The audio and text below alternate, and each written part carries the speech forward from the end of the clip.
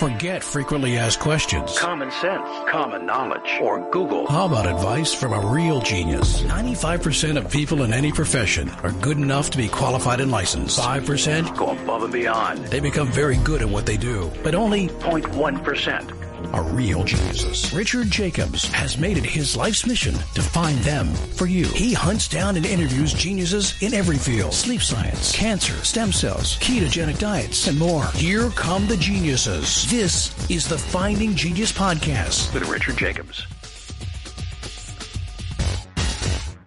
Quick note before we begin, the Finding Genius Foundation, as part of the Finding Genius podcast, has recently completed a book about understanding viruses. So the creation of this book was to interview 100 virologists, ask them a lot of deep, difficult questions, take the most difficult questions, and then re-interview the top 25 or so and ask them the hardest questions I could think of. And we compiled that all into a book. So you'll see question and 4 or 5 experts' answers. Question, 4 or 5 experts' answers. There's about 30 questions in the book. I think it's a great read for the layperson and for the researcher. It talks about a lot of speculation in the world of viruses, such as are they alive or not, and why is it important? Why do viruses go latent or hidden or ineffective or sit in a person or an animal or another creature for weeks, months, years, and then suddenly become virulent and affect that person? So there's a lot of really provocative questions in the book. It's now on Amazon. So if you go to Amazon and type in Finding Genius, you'll see the book on viruses. It's also on Kindle. The Audible version is in production and should be ready in approximately a month. But if you want to go and order it now, you can do so again by going to Amazon or Kindle, or go to findinggeniusfoundation.org and go to publications. There's an opportunity as well to get the transcripts of all the interviews and to hear the original interviews themselves. If we had put them all together, the book would be about 1,000 pages, but we condensed them down to make it juicy and concise and tight and very interesting. So I hope you'll check out the book. We're now working on one about cancer, but this is going to be our goal is 3 times a year to come out with these masterclass books that I think will inspire new scientific research, and I hope you'll check it out. Thank you. Hello, this is Richard Jacobs with the Finding Genius podcast, now part of the Finding Genius Foundation. And I have a returning guest, Dafna Tachover. She's the director of the Stop 5G and Wireless Harms Project. She's been, going toe-to-toe with the FCC over the rollout of 5G. Filing lawsuits and injunctions where needed, and trying to, put the brakes on this process of 5Gization, I guess I would call it, because there's a lot of unknown health consequences, it appears. So, Dafna, thanks for coming back. How are you doing today? I'm good, Richard. What I meant to say is I think all the health effects are not yet known, and we don't want to experiment and just roll out 5G everywhere and then say, oh, no, look at all, these effects we didn't even consider beforehand. So I'm sure there are effects, but if it did roll out en masse, it would probably be even worse, The effects are known. We know what this kind of radiation is doing to our body. We have more than enough studies for 4G, 3G, 2G, 1G, and other, wireless based technologies. And 5G is just going to be worse because it's, those elements in this radiation that are adversely affecting us as humans and any living beings are the same for 5G. They're not different. They're just even worse and higher levels of radiation. So it's not really unknown. The harms are known. We know what kind of effects we are going to have from it, and we're already having it. We're seeing families that have small cells or 5G cell tower installed near their homes. I mean, families are becoming sick within days of installation. My email box is full of people who becoming sick within days of installation of these antennas near their home. It's really a disaster. When you say, they're getting sick, what's happening? What kind of emails are you getting in your inbox? Immediately, people cannot sleep. They get heart palpitation. It's not just, it's adults and children. So they suddenly cannot sleep, get heart palpitation, massive headaches, ringing in the ears, or some people can call it tinnitus, like different, you hear sounds in your ears, muscle pains, like pressure in the head, cognitive issues. The immediate adverse effects of wireless technologies are usually neurological effects. And it's not a surprise because, wireless or this technology is basically electricity, and our body is electric, our nervous system is electric. So the first impact will be on your nervous system. So usually it has symptoms that has to do with neurological effects. There are also a lot of skin rashes, which again, skin is, nervous system. And so there's like skin rashes and other symptoms. But those would be the likely symptoms. So if you suddenly cannot sleep, have migraines, headaches, heart palpitations, tingling, ringing in your ears, bad feeling all over, it's likely that you have a small 5G antenna installed near your house. What can someone do if all of a sudden their family experiences this? Is there a way for them to document it and then file suit, or are they helpless? So it's pretty sad. I mean, this is one of the challenges we are facing. So the telecommunication industry, all of those industries are following a playbook. And one of the major things that they're trying always to do is to control the regulators and the regulations and pass legislation that protect them from lawsuits and or prevent lawsuits. And when it comes to wireless technology, in 1996, under the Clinton administration, they passed a section of the legislation.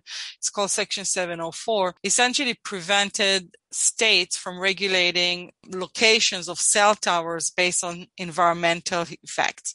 That was interpreted to mean also health. So basically, you cannot object a cell tower installation because of health effects. This even became worse when a series of court decisions found what's called implied preemption. What it means is that they said that because of the purpose of what this law is trying to achieve, the Telecommunication Act, if they will allow lawsuits, not only for locations of cell towers based on health effects, but essentially for lawsuits for adverse health effects from actual devices, from cell phones, and other wireless devices, then that will, harm what this law is trying to achieve. And therefore, they actually said that those lawsuits are preempted. So essentially, currently in the United States, you cannot sue to prevent installation of this infrastructure and or for damage that was caused to you from this infrastructure or from other wireless devices because of health effects, which is monstrous. How could that be, though? I mean, how could they just assume that there's no effects and prevent you from,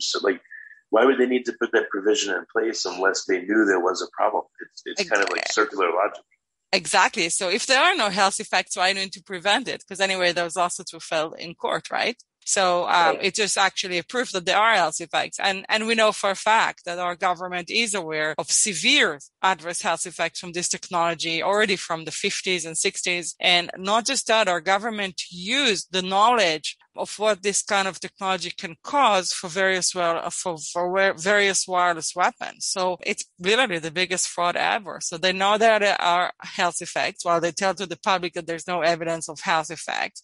They base guidelines on false scientific assumptions that was disproven already decades ago and keep on forcing this technology on people while keep on telling them that there is no health effects. And clearly you can see the health effects all around you. Just look what has happened in the past 10 or 15 years in terms of sickness. I mean, ADHD, autism, cancers, Alzheimer suddenly in young people. All of these are conditions that were directly associated with exposure to wireless technology and radiation. So as we move from 2G to 3G to 4G and now 5G, what is being observed out in the public?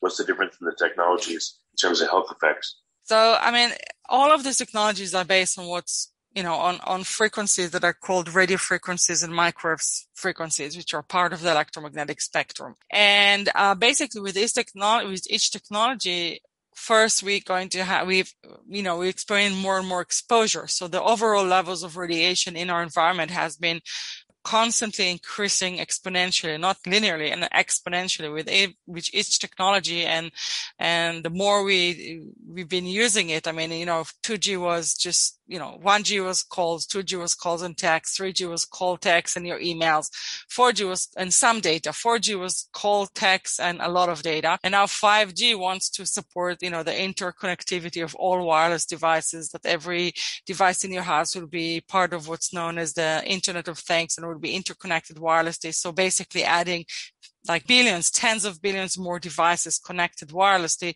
And for that reason, we need many more antennas. And the plan is to add about 800,000 antennas in the next couple of years. So essentially it's constant exponential increase in our exposure. If you want to talk actual numbers, so the levels of radiation there's about the levels of radiation allowed right now in environments are quintillion times higher than what the natural levels of this kind of frequencies are in the environment. So, and in the past. Before we continue, I've been personally funding the Finding Genius podcast for 4.5 years now, which has led to 2,700 plus interviews of clinicians, researchers, scientists, CEOs, and other amazing people who are working to advance science and improve our lives and our world. Even though this podcast gets 100,000 plus downloads a month, we need your help to reach hundreds of thousands more worldwide. Please visit findinggeniuspodcast.com and click on Support Us. We have 3 levels of membership from $10 to $49 a month, including perks such as the ability to see ahead in our interview calendar and ask questions of upcoming guests, transcripts of podcasts you're interested in, the ability to request specific topics or guests, and more. Visit findinggeniuspodcast.com and click Support Us today. Now back to the show.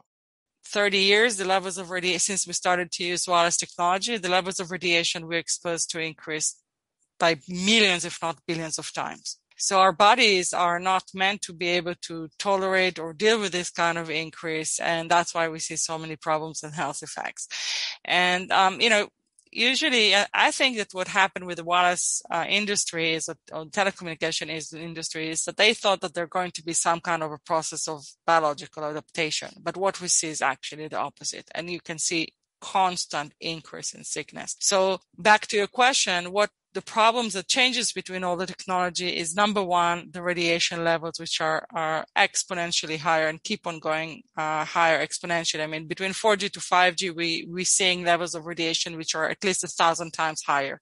So before they put 5G in your neighborhood, you had levels which are 1,000 times lower than what you're exposed to now. Now, there's another element to this technology, which is probably the most harmful element, is what's known as modulation. I mean, which is the way we put the information over the wireless carrier waves. We do it by pulsing and adding a lot of frequencies that create kind of like a small waves over the main waves that carry the information. And that part of that technology is probably the most bioactive. And it's actually in the 5G, it's more complex. There's more pulsation, more frequencies that are part of that data transfer, and that is known to be more biologically active. So there's a lot of element that makes 5G worse than 4G and 3G and 2G, both in terms of how this technology is operating as well as the levels of radiation.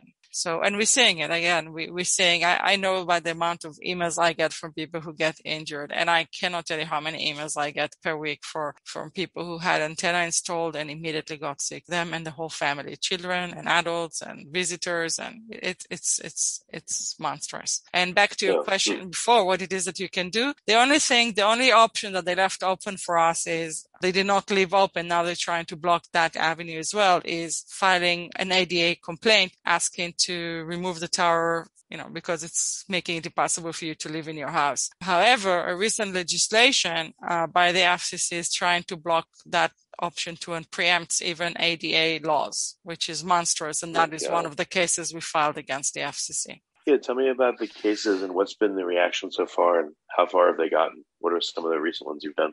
So the first lawsuit we filed against the FCC, the Federal Communication Commission, which is the agency that's responsible to regulate wireless technology in the United States, was filed a year ago. It was filed in the DC Court of Appeals. It's a federal court. Basically, we challenged the FCC guidelines. The FCC conducted an alleged review as if whether or not the FCC should review the health guidelines. In December 2019, the FCC published a decision that there's no evidence, there's no need to review the guidelines. As a result, we filed a case basically alleging that the FCC decision is capricious, arbitrary, not evidence-based, and abuse of discretion. We showed thousands of studies that were filed, that were published since the FCC guidelines first were published in 1996. We showed clear evidence of sickness, clear evidence of scientific evidence, clear numerous opinions by medical association and scientists as to the extent of the harms.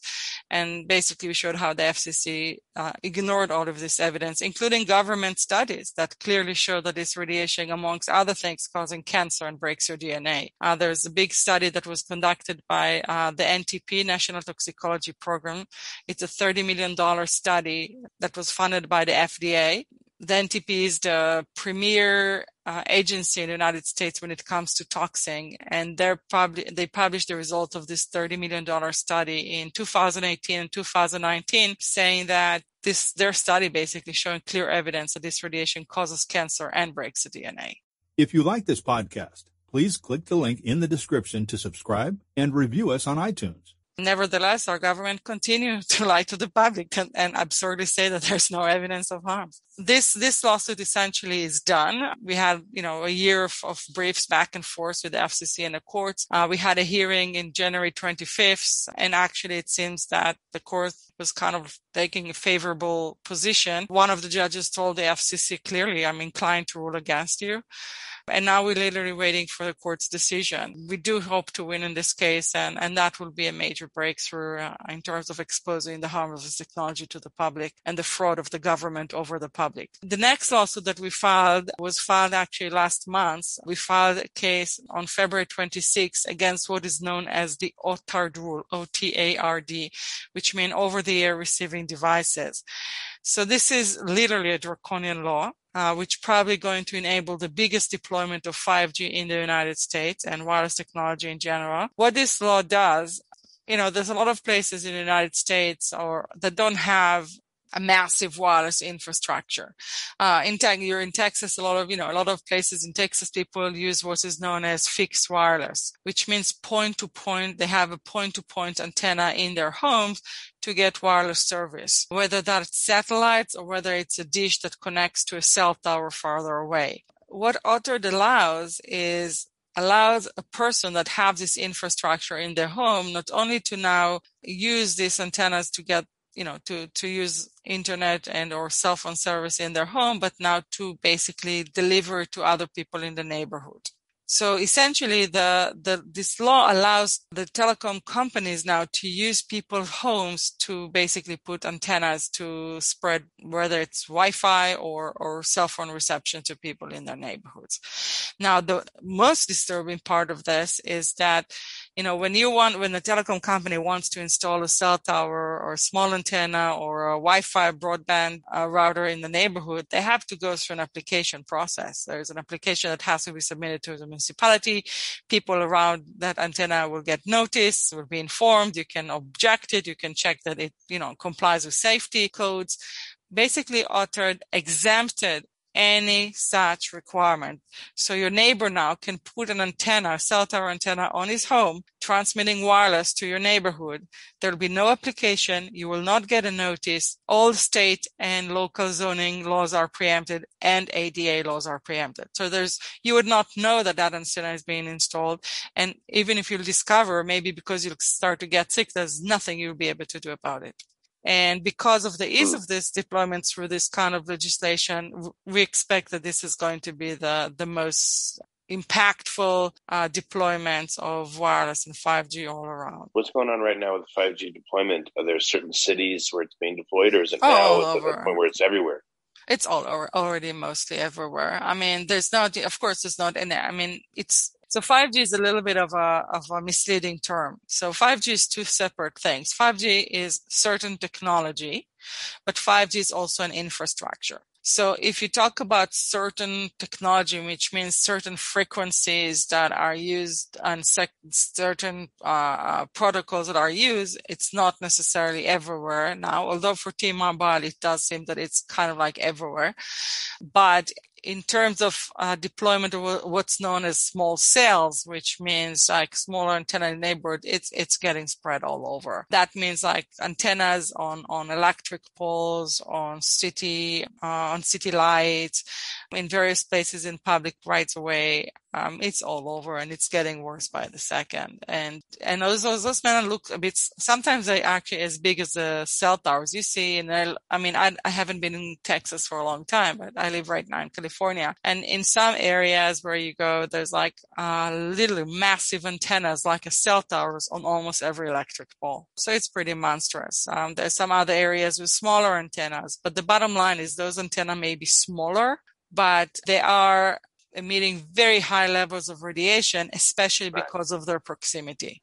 So the problem is proximity. Yeah, question here. So essentially, as the cases mount and build, what's the reaction from judges? What's the reaction from the legal system? Are you Are you noticing that the judges are more willing to listen or less willing, or there's no change, or what's happening? So in the case that we found, the major case that is right now in the courts is the health guidelines case. And that was, as I said, it was pretty impressive, the response of the court. The evidence is clear. The problem was really getting it into the court. And the thing is, you cannot sue the FCC when you want. You can sue the FCC only when the FCC is doing some kind of an action, and you have 60 days to sue. So the reason that that kind of a lawsuit was not filed before was because we literally was waiting for the FCC to decide on this issue so we can sue. And we've been waiting for 10 years. So the court was I was really pleasantly surprised by the approach of the court. As I said, one of the judges literally told the FCC that he's inclined to rule against the FCC in that case.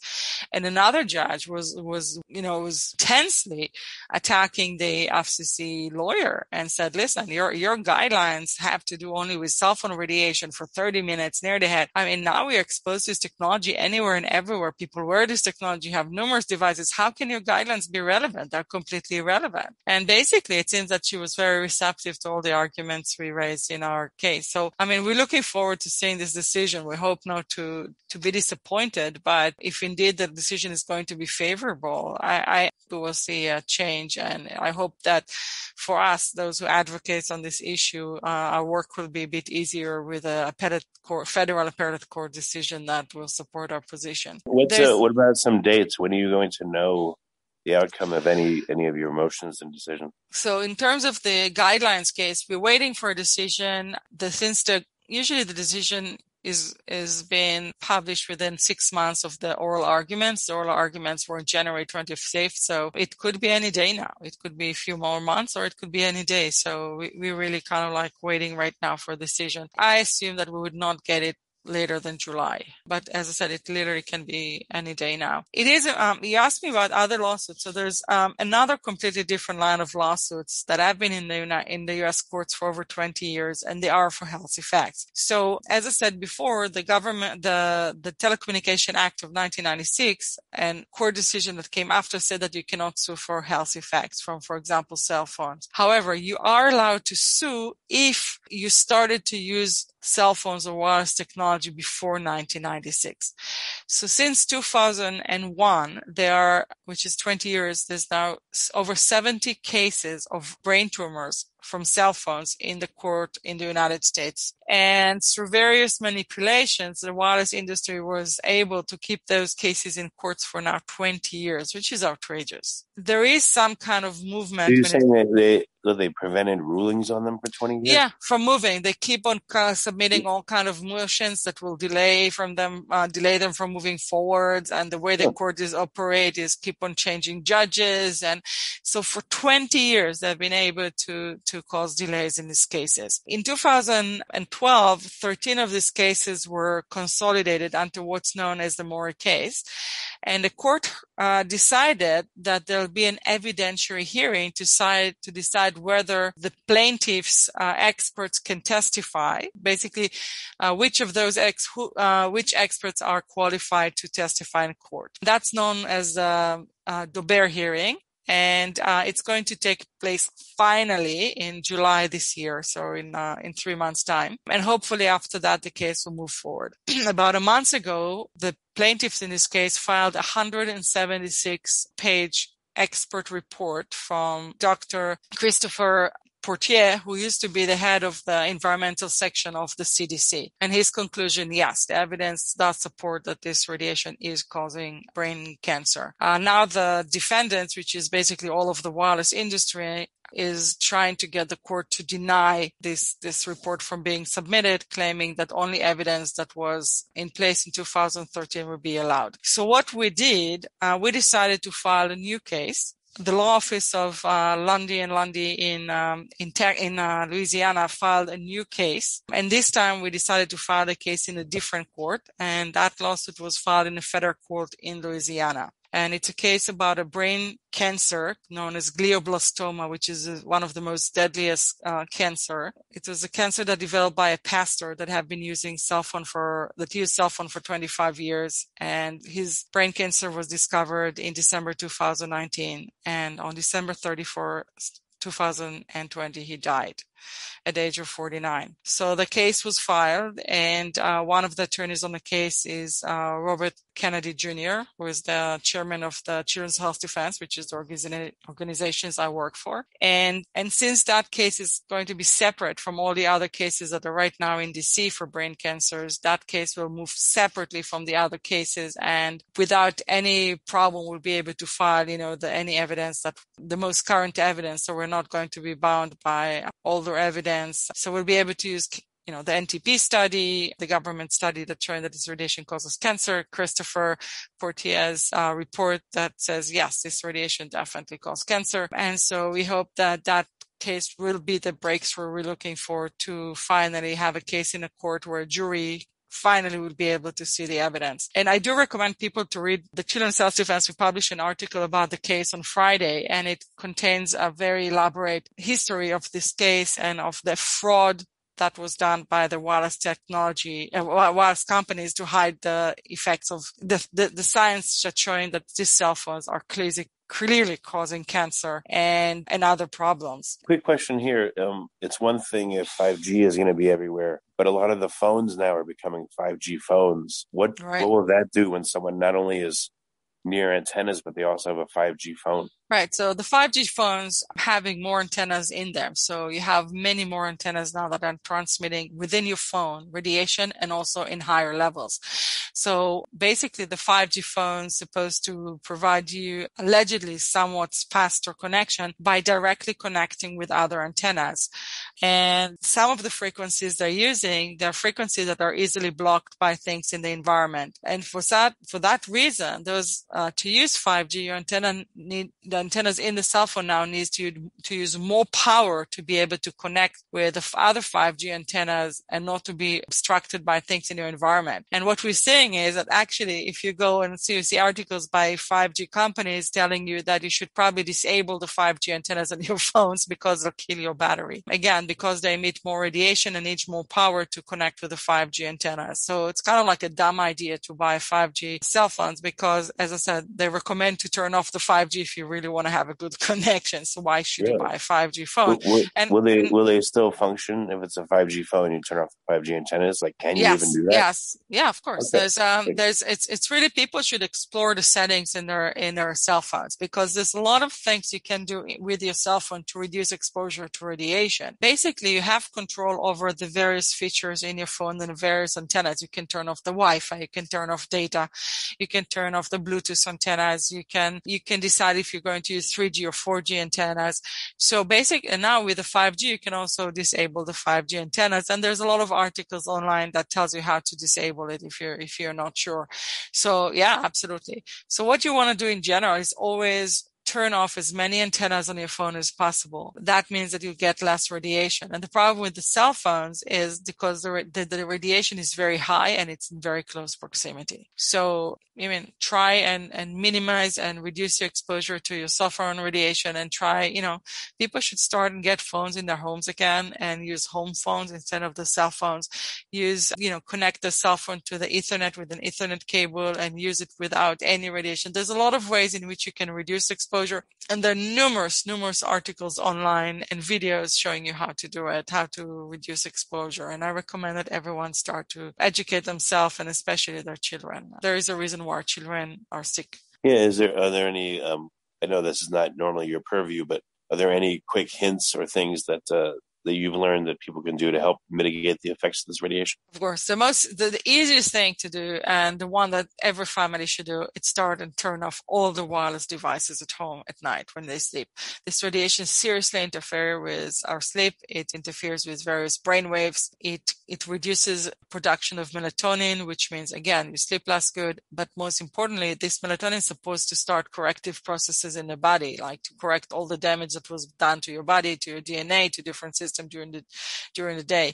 And if you keep your wireless devices on, then those processes are now being hampered, and it makes your body less and less able to deal with this technology and radiation. So turn off all wireless devices at home at night, especially the routers and your cell phone, so you can sleep better. Then the next thing that I recommend people to do is to start use Ethernet, meaning wired internet in their home rather than wireless. It may not be as comfortable as wireless, but it will protect your health and your children's health. And it's really small changes that you can do to seriously reduce radiation. The authored case, which is our case against the over-the-air receiving devices, which is the law that the FCC, the regulation that the FCC passed that went into effect on March 29th, which basically allow installation of antennas on homes without application, without notice, and while preempting all state and local regulation, ADA regulation, and even preempts deed restrictions and homeowner association restrictions. This is the lawsuit we filed on February 26th, and the case didn't really start yet. Wait, I have a question about this case. Yeah. So probably the worst people affected will be ones that live in apartments or condos, because anything outside the immediate walls, they have no control over, right? Overall, with this technology, people who live in an apartment complex, that's the worst place they can live for various reasons. You get this radiation passes through walls. And so whatever it is that your neighbors have, you're going to get in your house. And unfortunately, in the United States, unless you live in Manhattan, when, a lot of the houses are really built from brick, the houses are built like paper. And there's like this radiation going through the walls from one house to another. So if you live in an apartment, you can probably get like dozens of Wi-Fi signals from your neighbors.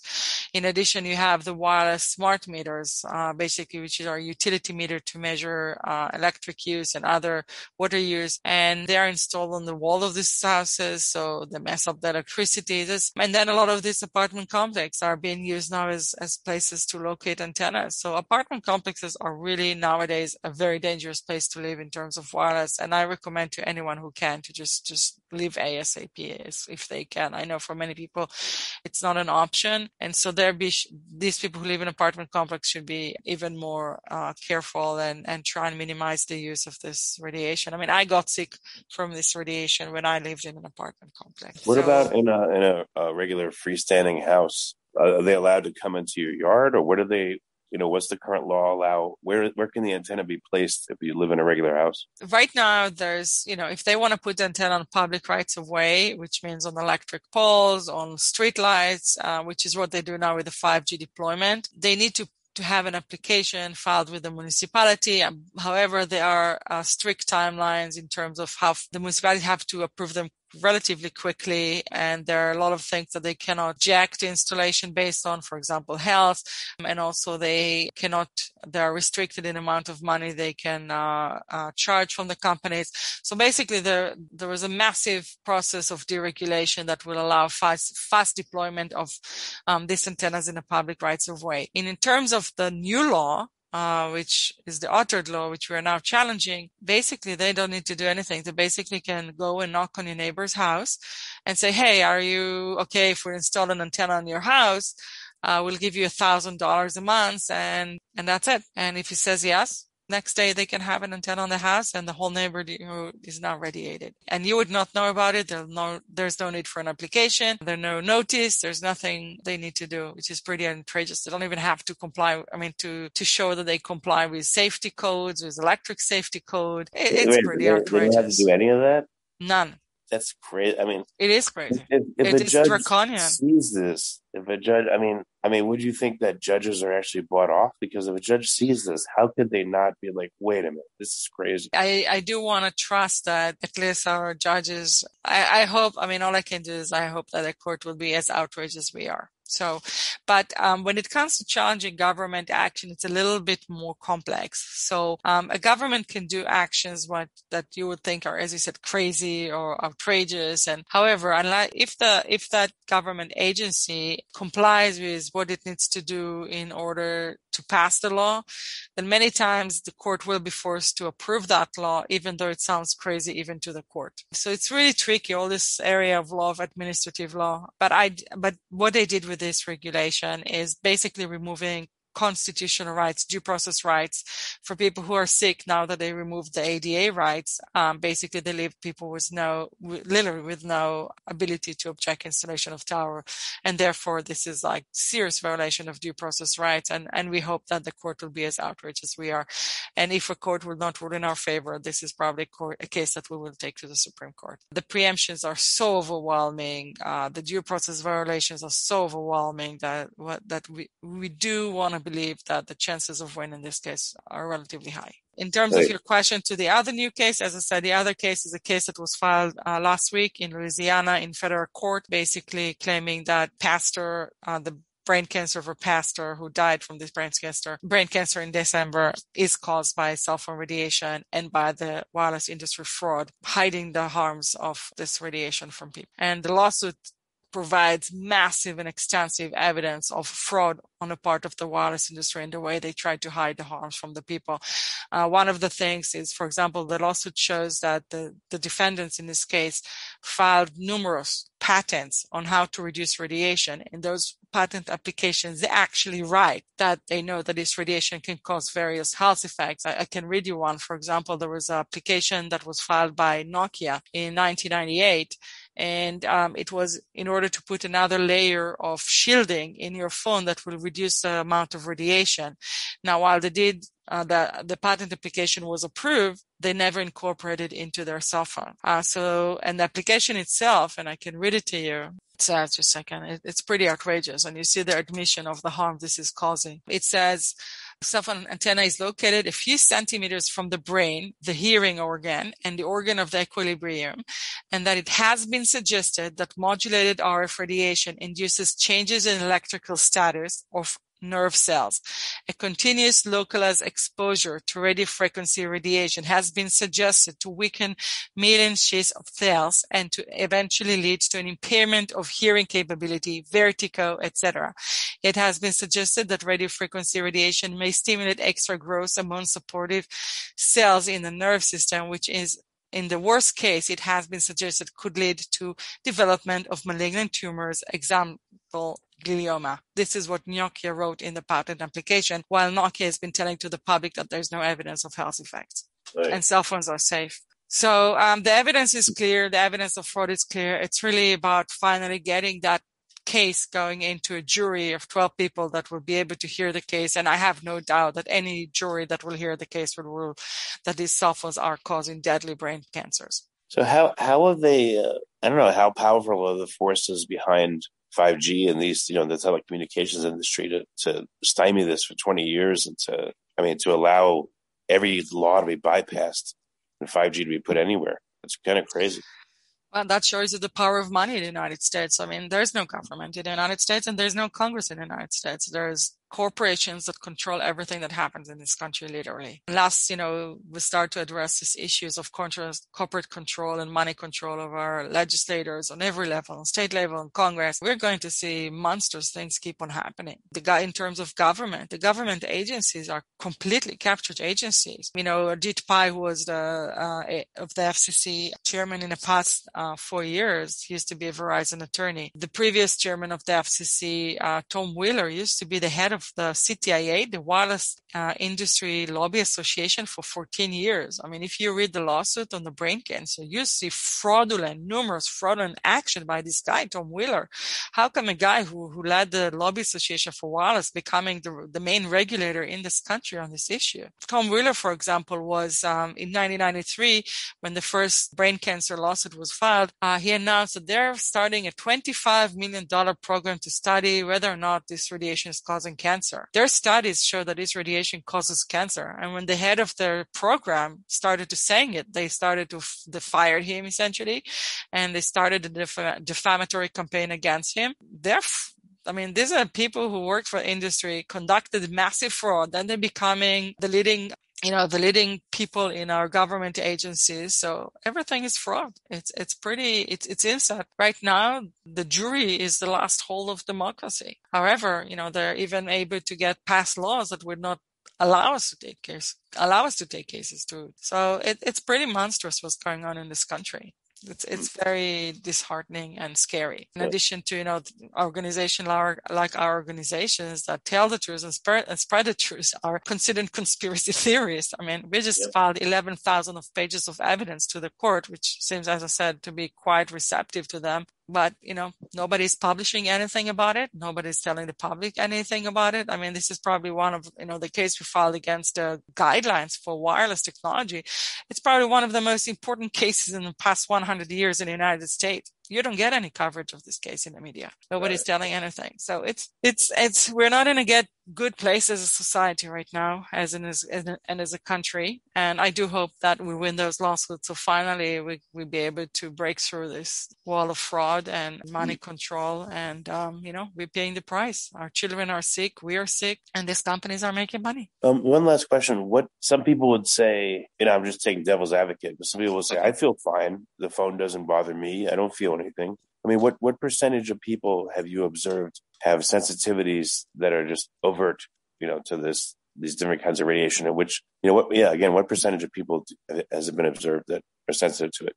So first of all, it's really not a sensitivity. It's an injury. People who experience symptoms from this radiation, the injuries that were shown to be caused from that the reason for those symptoms are pretty severe. So in terms of percentages, there are no current studies as to how many people experience symptoms, but studies that were done up to 2005 showed at the time an average of 10% of people were already having symptoms.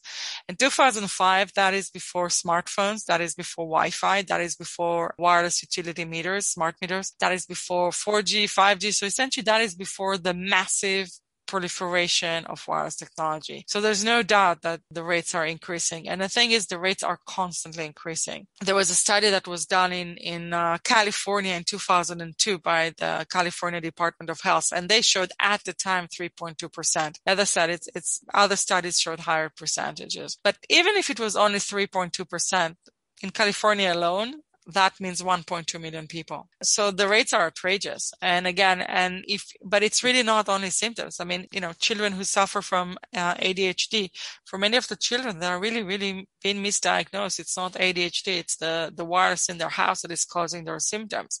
And I know many, many, many families that once they remove the wireless from their homes, those children ADHD diagnosis was removed. Then you talk about autism, and then you talk about Alzheimer. And even if you don't feel this radiation, it doesn't mean that it's not causing sickness in your body. It was shown that this radiation causing various processes, for example, oxidative stress, which is a process that can lead to a lot of sickness, including cancer, DNA damage, and other conditions. And there are about 221 studies out of 240 studies that show that this radiation causing the oxidative stress. And again, that can cause a lot of sickness short-term and long-term. So the fact that you're not necessarily feeling this radiation right now does not mean that you're not sick from it. And it does not mean that the sickness that you do have is not caused or that the radiation was not a contributing factor to the development of this condition. We also know that this radiation aggravates existing conditions. For example, cancer. Let's say your cancer was not caused by this radiation, but was something else. But there's a lot of evidence that it's actually aggravate the cancer and make it more aggressive. So in terms of, as I said, symptoms, I do think that at least 30% of people now have these symptoms. Nobody tells them that that's the reason why they cannot sleep and why the reason they have nonstop migraines, and that's why the reason why they have cognitive problems and they don't remember words, or they have tingling in the hands and other symptoms. And heart palpitation. Heart palpitation is huge.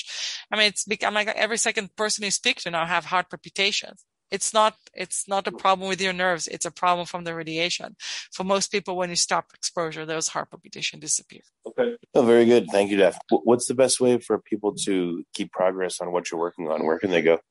So the Children's Health Defense, in order to bypass the censorship, we started our own media platform, which is called The Defender. All the articles we're publishing there, you can find it under Big Tech, and there are a lot of articles that can provide a lot of good information. Oh, shit, there's a earthquake here right now. Oh, really? Yeah, okay. It's happened here about 5 times a week.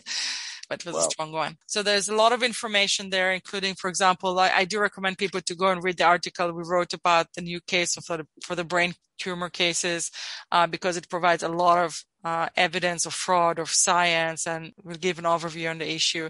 They also can go to the Children's Health Defense website and just do searches. There's a lot of other good websites.